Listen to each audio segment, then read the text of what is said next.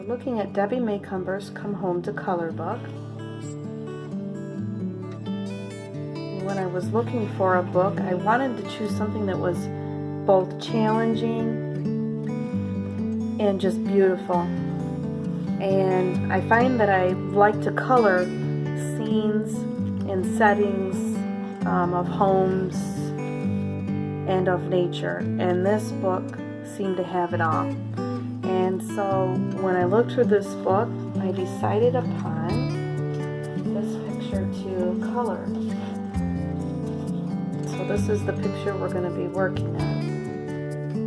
And I chose this one because it had that beautiful welcome sign, and I thought for my first video and welcoming all of you into my world, into color and light, and this is the one I wanted to do. So the first thing I did was, while I love Debbie Macomber's books, I decided I'm not going to exactly go to the book, find out if she had any colors listed, but I decided that this is a home by the seaside, and I went to Lowe's, my local Lowe's store, and I picked up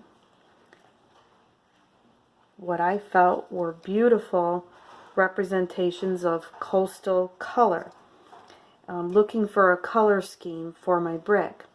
And one of the colors that I loved and fell in love with was this sea foam green.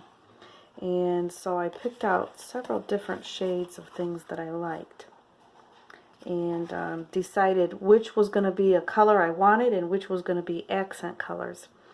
And so for the siding color, I want it to be like a blue, like this sea blue, just like something you'd see by the water. And for the door, we're going to go kind of for a taupe color, and then for the woodwork, we're going to go for more of an ivory as opposed to a white. And I can't tell you how much fun I had when we went to the store, or when I went to the store to pick up these colors. I went in with just the thought, I'm building a home by the sea, and I want to find the perfect colors for this home. And I can't tell you how much fun I had and how much I enjoyed looking at all these colors.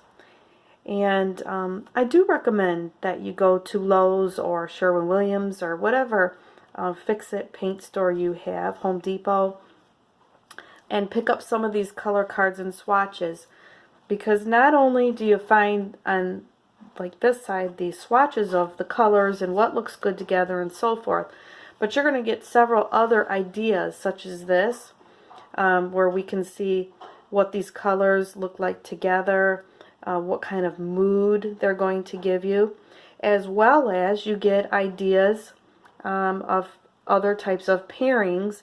And one of the reasons that I liked it was in one of the other, let me see if I can get this in, yeah, in one of the other pictures that I'm going to be coloring, I am going to be coloring a lantern like this. And if you can kind of see right here, it's going to, in this real photo, it gives me an idea of what the shading is going to look like. So it gives me an idea of what to do when I actually go to color that. And here, if you look at this glass vase, you can see how you might shade that when you're coloring, using leaving some portions of it white and then darkening some for the stems of the branches. And it gives you different ideas of what different shadows might look like on walls based on different lighting. And so I picked up several different of these books for that very reason, just to give me ideas when I go to color something. And you won't have to go this in depth. Some of you, and in times past, there are some coloring sheets that I just start right out coloring, and I don't go this much in depth to pick out colors and so forth. Oh, actually, I see I have a lantern right here. There's one in this picture also, not just in the other one I was thinking. But it gives you ideas, and there's sometimes when you want to know what does this color look like, or was it not gonna look like, and you might just add some extra fun to your coloring. So one of the other things that I did before we get started, I just want to show you a little sheet that I made up, which you are welcome to download. If you go to www.letteroflight.com, you'll see a header for free downloads, and you can find this there. When I wanted to do the blue, kind of the seafoam green blue for the siding, I wanted to do some sample sheets. And normally what I do is I just do something like this. I just kind of have this there, and I've got all these different color swatches, but in the end I never really know what color, if I should decide on this one right here, I never know what colors I use to get that. And so what I did was I thought I better just go ahead and do something like this. It's a little more organized when I'm not really sure what color I wanted. And I'm still debating between a couple of these. I really like the looks of this one here. I think that was my all-around favorite.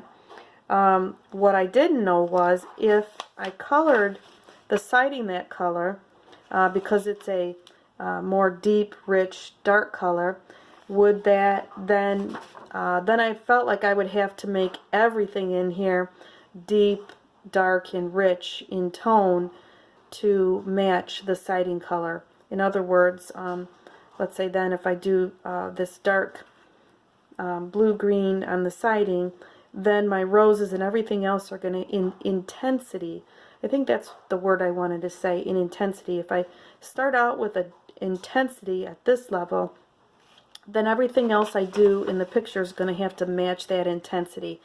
And for this seaside home, I really didn't want that to be so intense. What I decide I want is something like one of these two colors, and that way the florals and the different aspects that are somewhat the accents in here, they're going to be what I want to be intense. And so that's what I'm going for there, is the home itself to look like it's by the sea, but for it to be so welcoming through some of the other elements that we have right here, that actually I believe the siding color will actually just kind of fade to the background, and you might be drawn to different aspects of this as we go along. So with all that being said, let's get started on the coloring.